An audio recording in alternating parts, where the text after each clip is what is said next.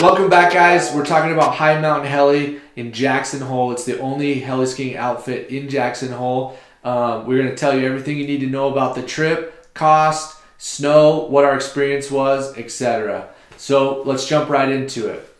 So Richard, let's get some stats. Cost first. What was the cost of the trip? So the cost is $1,350 for 1 day of heli-skiing. And they only do 1 day heli-skiing trips. So you can't book like a 2 or 3 day trip? No, I mean you can. You just have to book it 1 day at a time. Okay. I think, or tell them. So How much did the hotel cost?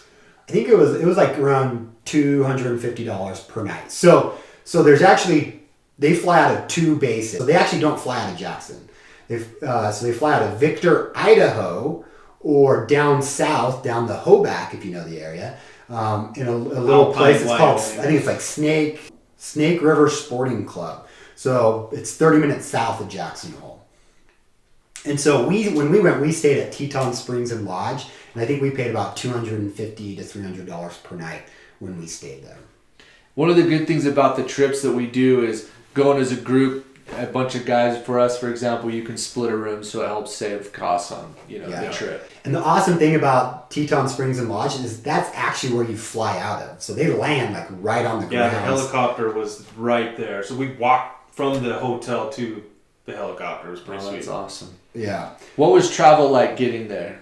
So we live in Utah, so we just drove up through Idaho Falls and then to Victor. So it's like 4.5 hours. If you wanted to fly into Idaho, could you fly in, or you got to go fly into Salt Lake? So Salt Lake is actually the best airport to fly into, the best options. Then you just have to drive about 4.5 to 5.5 hours, depending on if you're going, which side you're going and where you're staying. However, you can fly into Jackson. So I've never flown into Jackson myself, but there are options to fly into Jackson. You can also fly into Idaho Falls. They do have a regional airport with some decent options, and it's like a 45-minute drive east to Victor from Idaho Falls. So there you have some options there. I know there is a flight, you can fly into Salt Lake, and then from Salt Lake fly into Idaho Falls. There's some good options there. So what about snowfall? How is the snow in Jackson? So they get a lot of snow up there. So they get about 450 inches per year on average. And let's be clear, we didn't actually go into the Tetons. We flew into what they call the Palisade Mountains. Yeah. So we were actually flying in Idaho the whole time. They do have some limited access on the Wyoming side into some of the wilderness areas, but they can only fly limited number of people per year, and so they don't do that very often. So most of the time you're actually flying in Idaho, even though the outfit's based out of Jackson, which is great. The terrain was awesome. So with High Mountain Heli, they have 5 to a helicopter. So since Aaron sadly was not there with us since he jacked up his knee wakeboarding, it was Sam and I and 3 other dudes. It's really important to know the helicopter seating arrangement, or number of people I should say, in a helicopter, because when you book your trip, if possible, you want to fill up the helicopter with your own friends or people, then you know the riders you're going with. If you can't fill it up, it's still good to ask how many riders so that you know how many random people you're going to be skiing with. The more randos you get, the higher chance that they're not at your level, or maybe you're not at theirs. Either way, it's not as fun if you guys aren't all at the same level. There's not much you can do about it, but if you can get a group that will fill the heli, that makes a big difference. Yeah, and it was 2 snowboarders with 3 skiers, and we didn't have any problems. They were cool, it was fine, but you just got to keep that in mind when you go to book these trips. Yeah. So Richard, you told me about one of the things you really liked about Jackson Hole was how the guide did this trip with you, or how he, I guess, guided. Talk to us about that. Yeah, so if you're looking for a little less extreme heliboarding experience, I felt like this guy really took care to make sure you felt comfortable with the terrain. So one thing I love that he did is we would stop at the top of terrain, because one thing you don't think about is when you fly to the top of the terrain, you don't know what's on the other side of the drop. So it's actually quite intimidating because you've never seen what you're riding before, and you never ride the same terrain again. You always wish you could redo the last run Yeah. because then you'd ride it way more comfortably because then you're like, now I know where the drops and the turns and the obstacles are. Yeah, so this guide, he was awesome. He would stop and walk us through the terrain and tell us, like, there's a nice hit and it's great landing over here. You can spread out and go any way. There's some draws over here. There's some cool features over here. So he really took the time to really explain the terrain, and I really appreciated that, and that was really nice. Yeah, each guide or operation does things a little bit different, so keep that in mind. Some will the head guide will go down before you and watch you guys all come down, or some will watch you and let you go down in front. They don't do that very often, or you have two guides. But yeah, a lot of it's all dependent on avalanche danger and the terrain you're riding and stuff like that, trying to keep everyone safe. yeah, and speaking of the terrain we found to be pretty awesome, but it wasn't as steep as some of the other outfits that we've been in. So that's something that actually could be good if you're worried about, like, okay, you see the crazy stuff they do in Alaska, and you're like, am I going to be riding that? No, it's like when you go to heli-skiing in Driggs, the stuff was really good snow, but it wasn't like very, very steep. Super manageable terrain for like an intermediate rider. But still gnarly enough that the hardcore rider will be, this is amazing.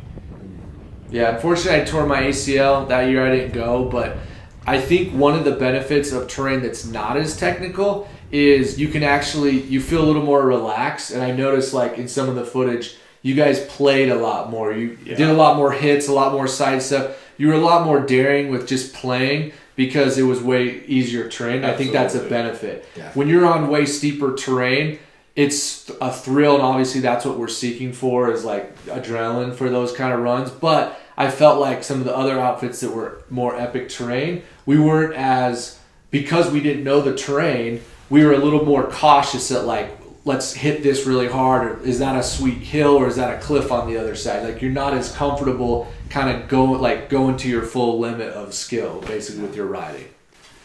Okay, one of the things you want to know about when you go heli riding is how much is the helicopter grounded, meaning how often are there cancellations because of weather. Different outfits have different ground percentages. Some are higher than others. So when you call the book, ask about how often are you grounded. What's Jackson Hole's? So it changes throughout the year, but roughly it's around 50 to 60%. So the further you get in the year, the higher the fly rate it goes up. And in December, the fly rate is lower, but it's 50 to 60%. That also brings up another thing. When do we feel like we should tell people to actually book with this heli operation? What time of the year? I mean, the sweet spot really is mid to end of February. Beginning of March is great because you have a couple things going on. First off, great snowpack, but it's also a more stable snowpack. And so early January, you have to worry about avalanches a little bit more, but obviously, they deal with this every year and they know how to get around it and work with you. But really the best time is February. You can't go wrong with the month of February. It's probably safe to say you're going to ride the best terrain later in the season because the avalanche danger is lower, and there's some terrain they probably don't access with certain groups until later in the year. Yeah, definitely. So keep that in mind. So another thing to talk about is the Jackson Hole area. So if you're staying at the Teton Springs and Lodge, you're about 30 minutes from Jackson Hole. So that's in Victor, Idaho, or Driggs, Idaho. And you can stay in Jackson and just drive over in the morning. And that people totally do that. Yeah. But you drive up over the pass, so you need to make sure if it's bad weather, you're not getting over the pass. It's pretty gnarly in bad weather. But you're probably not going to fly anyways. Right. So, anyways, but the awesome thing is you have Grand Targhee, which is on the Idaho side of the Tetons, which is an awesome resort. You have Jackson Hole, which is a crazy awesome resort. You also have Snow King, right? Snow King, which right is a there great in resort Jackson. right there in Jackson. So you have some great options to go out and get some epic skiing in or boarding in if you do get canceled. So pros and cons. So, overall, yeah. So for me, I think the pros were that it's skiable terrain. It was good terrain. It wasn't too far away. Easy to access. The guide was awesome. We were able to do had a little bit more freedom just because there wasn't as much avalanche danger. Some of the cons, in my opinion, do you have any more pros to that? Jackson Hole is just a cool area. Now, it's spendy if you want to stay in Jackson proper, but it's just a cool area. If you haven't experienced Jackson, you definitely need to experience Jackson at some point. I love the 5-seater helicopter. The smaller the helicopter, the better, I think, unless you have a big group of guys you go with. I think some of the cons is where we stayed in, Victor, Idaho, right? Is it Driggs, Idaho? I don't know. It's this Driggs, Idaho, Victor. But anyways, there's nothing. It's just a hotel. So yes, dining options were limited. I think we were the only ones, plus the other guys that were heli with us, were the only ones staying in this huge hotel. So that was something. So I think if we did it again, it may be more fun if you want more of the nightlife to actually stay into Jackson and drive over if that's where you're basing from, or that you might be basing from that other Wyoming or the Hoback Junction or down by Alpine, Wyoming, kind of Snake area, River, Snake River whatever. stuff. So that was kind of and the other con was that the steepness wasn't as gnarly as we've ridden in other outfits, which to me that's kind of it doesn't really matter because it still was fun. But if you just were I just want it to be super steep and scary, steep and deep and technical, it's probably at least the terrain that we skied wasn't quite that. So yeah. So you guys, out of a 5-star rating, Richard, what would you put it at? I'd do a 4-star. I'd do a 4. Yeah. Cool. You guys, thanks for watching this video. Subscribe, like, comment, share. Also click the little bell button to get notifications when we post more videos. If we missed anything, questions you had, post in the comments. We'll be quick to respond. Thank you guys for watching. Until next time, it's Backcountry Life.